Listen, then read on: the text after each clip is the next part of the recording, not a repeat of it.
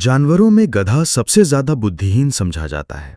हम जब किसी आदमी को पहले दर्जे का बेवकूफ कहना चाहते हैं तो उसे गधा कहते हैं। गधा सचमुच बेवकूफ है या उसके सीधेपन, उसकी निरापद सहिष्णुता ने उसे ये पदवी दे दी है, इसका निश्चय नहीं किया जा सकता। गायें सींग मारती हैं, ब्याई हुई गाय तो अनायास ही सिंहनी का रूप धारण कर लेती है। कुत्ता भी बहुत गरीब जानवर है, लेकिन कभी कभी उसे भी क्रोध आ ही जाता है। किंतु गधे को कभी क्रोध करते नहीं सुना, ना देखा। जितना चाहो गरीब को मारो, चाहे जैसी खराब सड़ी हुई घास सामने डाल दो, उसके चेहरे पर कभी असंतोष की छाया भी नहीं दिखाई देगी। बैसाख में चाहे एक आध बार कुलैल कर लेता हो, पर हमने तो उसे कभी खुश होते नहीं देखा। उसके चेहरे पर एक विषाद स्थायी रूप से छाया रहता है। सुख दुख, हानि लाभ, किसी भी दशा में उसे बदलते नहीं देखा। ऋषियों मुनियों के जितने गुण हैं वे सभी उसमें पराकाष्ठा को पहुंच गए हैं, पर आदमी उसे बेवकूफ कहता है। सद्गुणों का इतना अनादर कहीं नहीं देखा। कदाचित सीधापन संसार के लिए उपयुक्त नहीं है। देखिए ना, भारतवासियों की अफ्रीका में क्या दुर्दशा हो रही है। क्यों अमेरिका में उन्हें घुसने नहीं दिया जाता? बेचारे शराब नहीं पीते, 4 पैसे कुछ समय के लिए बचा कर रखते हैं, जी तोड़कर काम करते हैं, किसी से लड़ाई झगड़ा नहीं करते, 4 बातें सुनकर गम खा जाते हैं, फिर भी बदनाम है। कहा जाता है वे जीवन के आदर्श को नीचा करते हैं। अगर वे ईंट का जवाब पत्थर से देना सीख जाते तो शायद सब कहलाने लगते। जापान की मिसाल सामने है। एक ही विजय ने उसे संसार की सभ्य जातियों में गण्य बना दिया। लेकिन गधे का एक छोटा भाई और भी है जो उससे कम ही गधा है, और वो है बैल। जिस अर्थ में हम गधे का प्रयोग करते हैं, कुछ उसी से मिलते जुलते अर्थ में बछिया के ताऊ का भी प्रयोग करते हैं। कुछ लोग बैल को शायद बेवकूफी में सर्वश्रेष्ठ कहेंगे, मगर हमारा विचार ऐसा नहीं है। बैल कभी कभी मारता भी है, कभी कभी अड़ियल बैल भी देखने में आता है, और भी कई रीतियों से अपना संतोष प्रकट कर देता है। अतएव उसका स्थान गधे से नीचा है। झूरी काछी के दोनों बैलों के नाम थे हीरा और मोती। दोनों पछाई जाति के थे, देखने में सुंदर, काम में चौकस, डील में ऊंचे। बहुत दिनों साथ रहते रहते दोनों में भाईचारा हो गया था। दोनों आमने सामने या आसपास बैठे हुए एक दूसरे से मूक भाषा में विचार विनिमय किया करते थे। एक दूसरे के मन की बात को कैसे समझा जाता है हम कह नहीं सकते। अवश्य ही उनमें कोई ऐसी गुप्त शक्ति थी जिससे जीवों में श्रेष्ठता का दावा करने वाला मनुष्य वंचित है। दोनों एक दूसरे को चाट कर, सूंघ कर अपना प्रेम प्रकट करते। कभी कभी दोनों सींग भी मिला लिया करते थे। विग्रह के नाते से नहीं, केवल विनोद के भाव से, आत्मीयता के भाव से, जैसे दोनों में घनिष्ठता होते ही धौल धप्पा होने लगता है। इसके बिना दोस्ती कुछ फुसफुसी, कुछ हल्की सी रहती है, जिस पर ज्यादा विश्वास नहीं किया जा सकता। जिस वक्त ये दोनों बैल हाल या गाड़ी में जोत दिए जाते और गर्दन हिला हिला कर चलते, उस वक्त हर एक की यही चेष्टा होती थी कि ज्यादा से ज्यादा बोझ मेरी ही गर्दन पर रहे। दिन भर के बाद दोपहर या संध्या को दोनों खुलते तो एक दूसरे को चाट चूट कर अपनी थकान मिटा लिया करते। नांद में खली भूसा पड़ जाने के बाद दोनों साथ उठते, साथ नांद में मुंह डालते और साथ ही बैठते थे। एक मुंह हटा लेता तो दूसरा भी हटा लेता था। संयोग की बात थी, झूरी ने एक बार गोइन को ससुराल भेज दिया। बैलों को क्या मालूम वे क्यों भेजे जा रहे हैं। समझे मालिक ने हमें बेच दिया। अपना यूं बेचा जाना उन्हें अच्छा लगा या बुरा कौन जाने, पर झूरी के साले गया को घर तक गोइन ले जाने में दांतों पसीना आ गया। पीछे से हाँकता तो दोनों दाएं बाएं भागते, पगहिया पकड़कर आगे से खींचता तो दोनों पीछे की ओर जोर लगाते, मारता तो दोनों सींगे नीची करके हुंकारते। अगर ईश्वर ने उन्हें वाणी दी होती तो झूरी से पूछते, तुम हम गरीबों को क्यों निकाल रहे हो? हमने तो तुम्हारी सेवा करने में कोई कसर नहीं उठा रखी। अगर इतनी मेहनत से काम ना चलता था तो और काम ले लेते। हमें तो तुम्हारी चाकरी में मर जाना कबूल था। हमने कभी दाने चारे की शिकायत नहीं की। तुमने जो कुछ खिलाया वो सिर झुकाकर खा लिया। फिर तुमने हमें इस जालिम के हाथ क्यों भेज दिया? संध्या समय दोनों बैल अपने नए स्थान पर पहुंचे। दिन भर के भूखे थे, लेकिन जब नांद में लगाए गए तो एक ने भी उसमें मुंह नहीं डाला। दिल भारी हो रहा था। जिसे उन्होंने अपना घर समझ रखा था वो आज उनसे छूट गया। ये नया घर, नया गांव, नए आदमी उन्हें बेगानों से लगते थे। दोनों ने अपनी मूक भाषा में सलाह की, एक दूसरे को कनखियों से देखा और लेट गए। जब गांव में सोता पड़ गया तो दोनों ने जोर मारकर पगहे तुड़ा डाले और घर की तरफ चले। पगहे बहुत मजबूत थे, अनुमान न हो सकता था कि कोई बैल उन्हें तोड़ सकेगा। पर इन दोनों में इस समय दूनी शक्ति आ गई थी। एक एक झटके में रस्सियां टूट गईं। झूरी प्रातःकाल सोकर उठा तो देखा कि दोनों बैल चरनी पर खड़े हैं। दोनों की गर्दनों में आधा आधा गिराऊं लटक रहा था। घुटने तक पांव कीचड़ से भरे हैं और दोनों घर की और आंखों गांव में के लड़के विद्रोह जमा हो में गए स्नेह और झलक तालियां रहा है। बजा बजा कर उनका स्वागत झूरी करने बैलों लगे। को देखकर गांव के स्नेह से इतिहास गदगद में हो गया। ये घटना दौड़कर उन्हें अभूतपूर्व न गले होने लगा पर लिया। भी महत्वपूर्ण थी। प्रेमालिंगन बाल और सभा ने चुंबन का निश्चय वो किया, दृश्य बड़ा ही दोनों मनोहर पशु था। वीरों का अभिनंदन पत्र देना चाहिए। कोई अपने घर से रोटियां लाया, कोई गुड़, कोई चोकर, कोई भूसी। एक बालक ने कहा, ऐसे बैल किसी के पास न होंगे। दूसरे ने समर्थन किया, इतनी दूर से दोनों अकेले चले आए। तीसरा बोला, बैल नहीं है वे, उस जन्म के आदमी हैं। इसका प्रतिवाद करने का किसी को साहस नहीं हुआ। झूरी की स्त्री ने बैलों को द्वार पर देखा तो जल उठी। बोली, कैसे नमक हराम बैल हैं कि एक दिन वहां काम न किया, भाग खड़े हुए। झूरी अपने बैलों पर यह आक्षेप न सुन सका। नमक हराम क्यों है? चारा दाना न दिया होगा तो क्या करते? स्त्री ने रोप के साथ कहा, बस तुम ही तो बैलों को खिलाना जानते हो, और तो सभी पानी पिला पिला कर रखते हैं। झूरी ने चिढ़ाया, चारा मिलता तो क्यों भागते? स्त्री चिढ़ी, भागे इसलिए कि वे लोग तुम जैसे बुद्धों की तरह बैलों को सहलाते नहीं, खिलाते हैं तो रगड़कर जोतते भी हैं। ये दोनों ठहरे कामचोर भाग निकले। अब देखूं कहां से खली और चोकर मिलता है। सूखे भूसे के सिवा कुछ ना दूंगी, खाएं चाहे मरे। वही हुआ। मजूर की बड़ी ताकीद की गई कि बैलों को खाली सूखा भूसा दिया जाए। बैलों ने नान में मुंह डाला तो फीका फीका, न कोई चिकनाहट न कोई रस। क्या खाएं? आशा भरी आंखों से द्वार की ओर ताकने लगे। झूरी ने मजूर से कहा, थोड़ी सी खाली क्यों नहीं डाल देता बे? मालकिन मुझे मार ही डालेंगी। चुरा कर डाला? ना दादा, पीछे से तुम भी उन्हीं की सी कहोगे। दूसरे दिन झूरी का साला फिर आया और बैलों को ले चला। अब की उसने दोनों को गाड़ी में जोता। 2-4 बार मोती ने गाड़ी को खाई में गिराना चाहा, पर हीरा ने संभाल लिया। वो ज्यादा सहनशील था। संध्या समय घर पहुंचकर उसने दोनों को मोटी रस्सियों से बांधा और कल की शरारत का मजा चखाया। फिर वही सूखा भूसा डाल दिया। अपने दोनों बैलों को खली चूनी सब कुछ दी। दोनों बैलों का ऐसा अपमान कभी ना हुआ था। झूरी इन्हें फूल की छड़ी से भी ना छूता था। उसकी टिटकार पर दोनों उड़ने लगते थे। यहां मार पड़ी। आहत सम्मान की व्यथा तो थी ही, उस पर मिला सूखा भूसा। नांद की तरफ आंखें तक न उठाईं। दूसरे दिन गया ने बैलों को हल में जोता, पर इन दोनों ने जैसे पांव न उठाने की कसम खा ली थी। वो मारते मारते थक गया, पर दोनों ने पांव न उठाया। एक बार जब उस निर्दयी ने हीरा की नाक पर खूब डंडे जमाए तो मोती का गुस्सा काबू से बाहर हो गया। हल लेकर भागा। हल, रस्सी, जुआ, जोत सब टूट टाट कर बराबर हो गया। गले में बड़ी बड़ी रस्सियां न होती तो दोनों पकड़ाई में न आते। हीरा ने मूक भाषा में कहा, भागना व्यर्थ है। मोती ने उत्तर दिया, तुम्हारी तो इसने जान ही ले ली थी।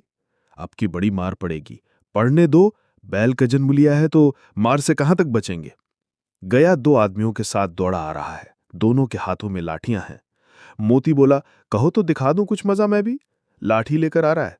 हीरा ने समझाया, नहीं भाई, खड़े हो जाओ। मुझे मारेगा तो मैं भी 1-2 को गिरा दूंगा। नहीं, हमारी जाति का यह धर्म नहीं है। मोती दिल में ऐंठ कर रह गया। गया आ पहुंचा और दोनों को पकड़कर ले चला। कुशल हुई कि उसने इस वक्त मारपीट न की, नहीं तो मोती भी पलट पड़ता। उसके तेवर देखकर गया और उसके सहायक समझ गए कि इस वक्त टाल जाना ही मसलहत है। आज दोनों के सामने फिर वही सूखा भूसा लाया गया। दोनों चुपचाप खड़े रहे। घर में लोग भोजन करने लगे। उस वक्त छोटी सी लड़की 2 रोटियां लिए निकली और दोनों के मुंह में देकर चली गई। उस एक रोटी से इनकी भूख तो क्या शांत होती, पर दोनों के हृदय को मानो भोजन मिल गया। यहां भी किसी सज्जन का वास है। लड़की भैरव की थी। उसकी मां मर चुकी थी। सौतेली मां उसे मारती रहती थी, इसलिए इन बैलों से एक प्रकार की आत्मीयता हो गई थी। दोनों दिन भर जोते जाते, डंडे खाते, अड़ते, शाम को थान पर बांध दिए जाते और रात को वही बालिका उन्हें 2 रोटियां खिला जाती। प्रेम के इस प्रसाद की ये बरकत थी कि दो गाल सूखा भूसा खाकर भी दोनों दुर्बल न होते थे, मगर दोनों की आंखों में रोम रोम में विद्रोह भरा हुआ था। एक दिन मोती ने मूक भाषा में कहा, अब तो नहीं सहा जाता हीरा। क्या करना चाहते हो? एक आध को सींगों पर उठाकर फेंक दूंगा। लेकिन जानते हो वो प्यारी लड़की जो हमें रोटियां खिलाती है, उसी की लड़की है जो इस घर का मालिक है। ये बेचारी अनाथ हो जाएगी। तो मालकिन को ना फेंक दूं, वही तो इस लड़की को मारती है। लेकिन औरत जात पर सींग चलाना मना है, ये भूले जाते हो। तुम तो किसी तरह निकलने ही नहीं देते, बताओ तुड़ाकर भाग चलें। हाँ, ये मैं स्वीकार करता हूं, लेकिन इतनी मोटी रस्सी टूटेगी कैसे? इसका एक उपाय है। पहले रस्सी को थोड़ा सा चबा लो, फिर एक झटके में जाती है। रात को जब बालिका रोटियां खिलाकर चली गई, दोनों रस्सियां चबाने लगे, पर मोटी रस्सी मुंह में ना आती थी। बेचारे बार बार जोर लगाकर रह जाते थे। सहसा घर का द्वार खुला और वो लड़की निकली। दोनों सिर झुकाकर उसका हाथ चाटने लगे। दोनों की पूंछें खड़ी हो गईं। उसने उनके माथे सहलाए और बोली, खोल देती हूं, चुपके से भाग जाओ, नहीं तो ये लोग मार डालेंगे। आज घर में सलाह हो रही है कि इनकी नाकों में नाथ डाल दी जाए। उसने गराओं खोल दिया, पर दोनों चुप खड़े रहे। मोती ने अपनी भाषा में पूछा, अब चलते क्यों नहीं? हीरा ने कहा, चलें तो, लेकिन कल इस अनाथ पर आफत आएगी, सब इसी पर संदेह करेंगे। सहसा बालिका चिल्लाई, दोनों पुप्पा वाले बैल भागे जे रहे हैं। ओ दादा, दादा, दोनों बैल भागे जा रहे हैं, जल्दी दौड़ो। गया हड़बड़ाकर भीतर से निकला और बैलों को पकड़ने चला। वे दोनों भागे। गया ने पीछा किया और भी तेज हुए। गया ने शोर मचाया, फिर गांव के कुछ आदमियों को भी साथ लेने के लिए लौटा। दोनों मित्रों को भागने का मौका मिल गया। सीधे दौड़ते चले गए, यहां तक कि मार्ग का ज्ञान न रहा। जिस परिचित मार्ग से आए थे उसका यहां पता न था। नए नए गांव मिलने लगे। तब दोनों एक खेत के किनारे खड़े होकर सोचने लगे, अब क्या करना चाहिए। हीरा ने कहा, मालूम होता है राह भूल गए। तुम भी बेतहाशा भागे, वहीं उसे मार गिराना था। उसे मार गिराते तो दुनिया क्या कहती, वो अपने धर्म छोड़ दे, लेकिन हम अपना धर्म क्यों छोड़े? दोनों भूख से व्याकुल हो रहे थे। खेत में मटर खड़ी थी, चरने लगे। रह रहकर आहट लेते रहते, कोई आता तो नहीं है। जब पेट भर गया, दोनों ने आजादी का अनुभव किया तो मस्त होकर उछलने कूदने लगे। पहले दोनों ने डठार ली, फिर सींग मिलाए और एक दूसरे को ठेलने लगे। मोती ने हीरा को कई कदम पीछे हटा दिया, यहां तक कि वो खाई में गिर गया। तब उसे भी क्रोध आ गया। संभल कर उठा और मोती से भिड़ गया। मोती ने देखा खेल में झगड़ा हुआ चाहता है, तो किनारे हट गया। 3। अरे ये क्या, कोई सांड डोंकता चला आ रहा है। हाँ, सांड ही है। वो सामने आ पहुंचा। दोनों मित्र बगले झांक रहे थे। सांड पूरा हाथी था। उससे भिड़ना जान से हाथ धोना है, लेकिन ना भिड़ने पर भी जान बचती नजर नहीं आती। इन्हीं की तरफ आ भी रहा है। कितनी भयंकर सूरत है। मोती ने मूक भाषा में कहा, बुरे फंसे, जान बचेगी, कोई उपाय सोचो। हीरा ने चिंतित स्वर में कहा, अपने घमंड में फूला हुआ है, आरजू विनती ना सुनेगा। तो भाग क्यों ना चले? भागना कायरता है। तो फिर यही मरो, बंदा तो 9-2-11 होता है। और जो दौड़ाए, तो फिर कोई उपाय सोचो जल्द। उपाय यही है कि उस पर दोनों जने एक साथ चोट करें। मैं आगे से रगेदता हूं, तुम पीछे से रगेदो। दोहरी मार पड़ेगी तो भाग खड़ा होगा। मेरी ओर झपटे, तुम बगल से उसके पेट में सींग घुसेड़ देना। जान जोखिम है, पर दूसरा उपाय नहीं है। दोनों मित्र जान हथेलियों पर लेकर लपके। सांड को भी संगठित शत्रुओं से लड़ने का तजुर्बा न था। वो तो एक शत्रु से मल्लयुद्ध करने का आदी था। ज्यों ही हीरा पर झपटा, मोती ने पीछे से दौड़ाया। सांड उसकी तरफ मुड़ा तो हीरा ने रगेदा। सांड चाहता था कि एक एक करके दोनों को गिरा ले, पर ये दोनों भी उस्ताद थे, उसे वो अवसर न देते थे। एक बार सांड झल्लाकर हीरा कांत कर देने के लिए चला कि मोती ने बगल से आकर उसके पेट में सींग भोंक दिया। सांड क्रोध में आकर पीछे फिरा तो हीरा ने दूसर पहलू में सींग चुभा दिया। आखिर बेचारा जख्मी होकर भागा और दोनों मित्रों ने दूर तक उसका पीछा किया, यहां तक कि सांड बेदम होकर गिर पड़ा। तब दोनों ने उसे छोड़ दिया। दोनों मित्र जीत के मशे में झूमते चले जाते थे। मोती ने सांकेतिक भाषा में कहा, मेरा जी चाहता है कि बच्चा को मार ही डालूं। हीरा ने तिरस्कार किया। गिरे हुए बैरी पर सींग न चलाना चाहिए। ये सब ढोंग है, बैरी को ऐसा मारना चाहिए कि फिर ना उठे। अब घर कैसे पहुंचोगे वो सोचो, पहले कुछ खा लें तो सोचें। सामने मटर का खेत था ही। मोती उसमें घुस गया। हीरा मना करता रहा पर उसने एक ना सुनी। अभी 2 ही 4 ग्रास खाए थे कि 2 आदमी लाठियां लिए तोड़ पड़े और दोनों मित्रों को घेर लिया। हीरा तो मेड़ पर था, निकल गया। मोती सींचे हुए खेत में था। उसके खुर कीचड़ में धंसने लगे, न भाग सका, पकड़ लिया। हीरा ने देखा संगी संकट में है तो लौट पड़ा। फंसेंगे तो दोनों फंसेंगे। रखवालों ने उसे भी पकड़ लिया। प्रातःकाल दोनों मित्र कांजी हाउस में बंद कर दिए गए। दोनों मित्रों को जीवन में पहली बार ऐसा साबिका पड़ा था कि सारा दिन बीत गया और खाने को एक दिन का भी न मिला। समझ ही में ना आता था कि ये कैसा स्वामी है। इससे तो गया फिर भी अच्छा था। यहाँ कई भैंसें थीं, कई बकरियां, कई घोड़े, कई गधे, पर किसी के सामने चारा न था। सब जमीन पर मुर्दों की तरह पड़े थे। कई तो इतने कमजोर हो गए थे कि खड़े भी न हो सकते थे। सारा दिन दोनों मित्र फाटक की ओर टकटकी लगाए ताकते रहे, पर कोई चारा लेकर आता न दिखाई दिया। तब दोनों ने दीवार की नमकीन मिट्टी चाटनी शुरू की, पर इससे क्या तृप्ति होती। रात को भी जब कुछ भोजन ना मिला तो हीरा के दिल में विद्रोह की ज्वाला दहक उठी। मोती से बोला, अब नहीं रहा जाता मोती। मोती ने सिर लटकाए हुए जवाब दिया, मुझे तो मालूम होता है कि प्राण निकल रहे हैं। इतनी जल्द हिम्मत ना हारो भाई, यहां से भागने का कोई उपाय निकालना चाहिए। आओ दीवार तोड़ डालें, मुझसे तो अब कुछ नहीं होगा। बस इसी बूते पर अकड़ते थे। सारी अकड़ निकल गई। बाड़े की दीवार कच्ची थी। हीरा मजबूत तो था ही। अपने नुकीले सींग दीवार में गड़ा दिए और जोर मारा तो मिट्टी का एक चिप्पड़ निकल आया। फिर तो उसका साहस बढ़ा। इसने दौड़ दौड़ कर दीवार पर चोटें की और हर चोट में थोड़ी थोड़ी मिट्टी गिराने लगा। उसी समय कांजी हाउस का चौकीदार लालटेन लेकर जानवरों की हाजिरी लेने आ निकला। हीरा का उज्जड़पन देखकर उसे कई डंडे रसीद किए और मोटी सी रस्सी से बांध दिया। मोती ने पड़े पड़े कहा, आखिर मार खाई, क्या मिला?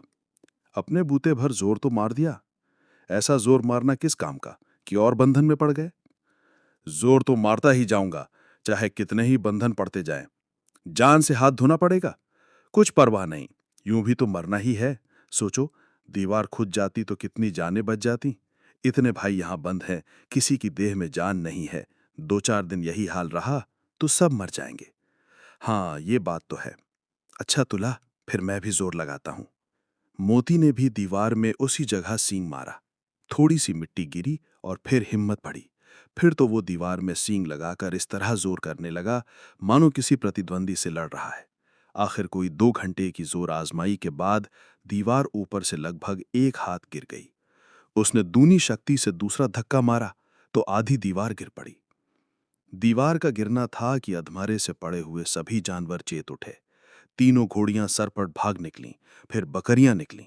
इसके बाद भैंसें भी खिसक गईं, पर गधे अभी तक ज्यों के त्यों खड़े थे। हीरा ने पूछा, तुम दोनों क्यों नहीं भाग जाते? एक गधे ने कहा, जो कहीं फिर पकड़ लिए जाएं?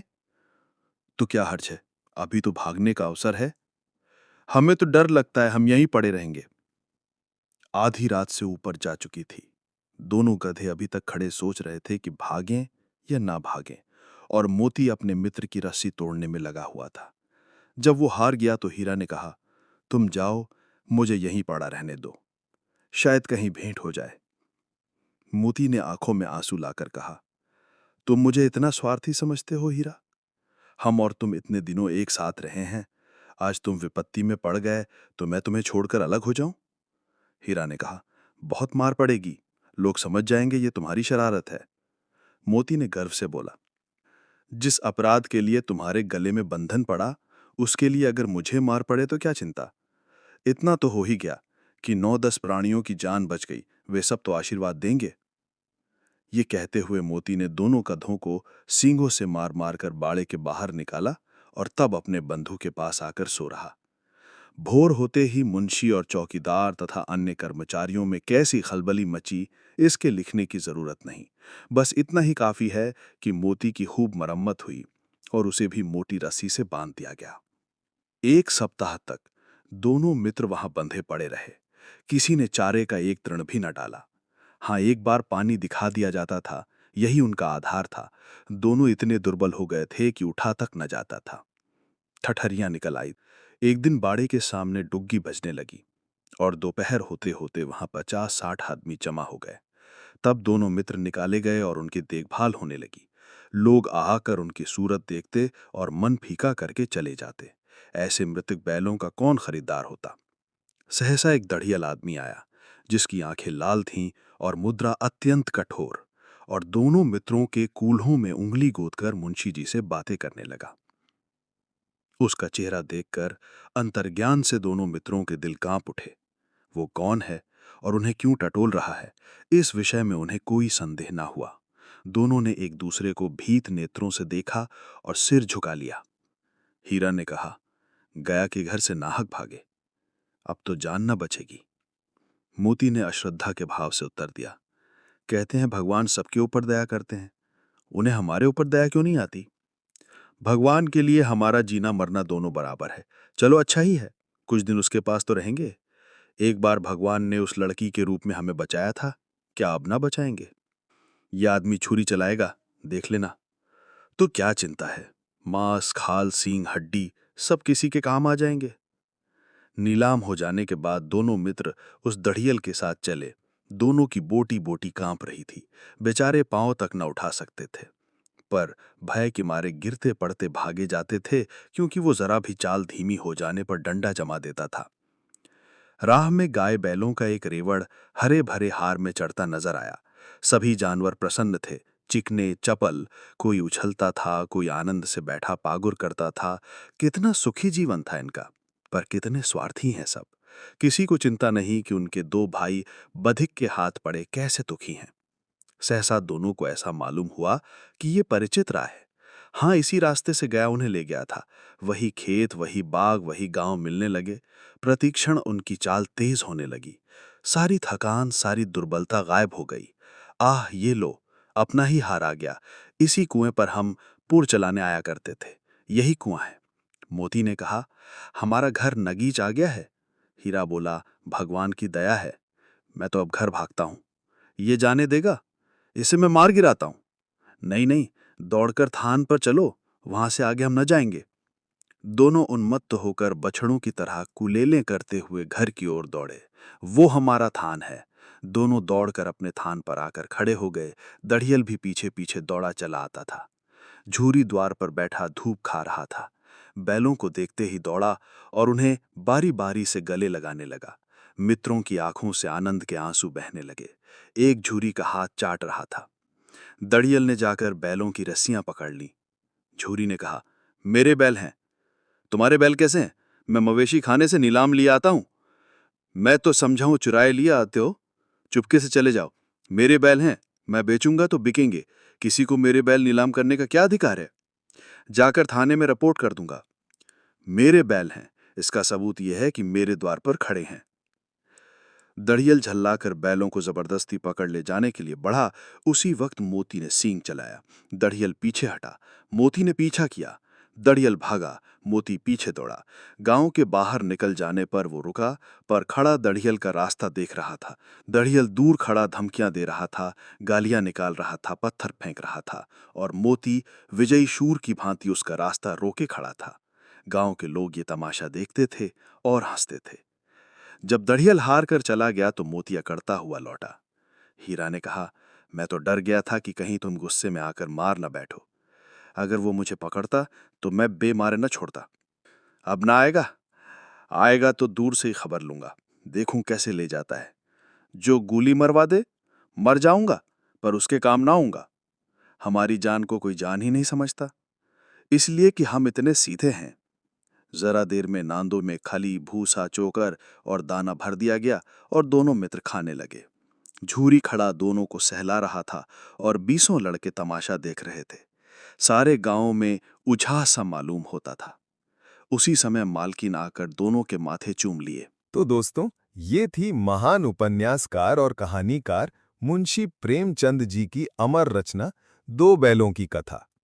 आशा है कि ये कहानी आपको प्रेरणादायक और हृदयस्पर्शी लगी होगी। इसे अपने दोस्तों, बच्चों और रिश्तेदारों के साथ जरूर साझा करें ताकि वे भी इस सुंदर साहित्य का आनंद ले सकें। और हाँ, कुछ अच्छा सुनने की ये पहल आगे बढ़ाने के लिए यार पॉडकास्ट को सब्सक्राइब करना ना भूलें। मैं मिलता हूं आपसे बहुत जल्द। आपका अपना दिल को छू जाने वाला साथी, यार पॉडकास्ट।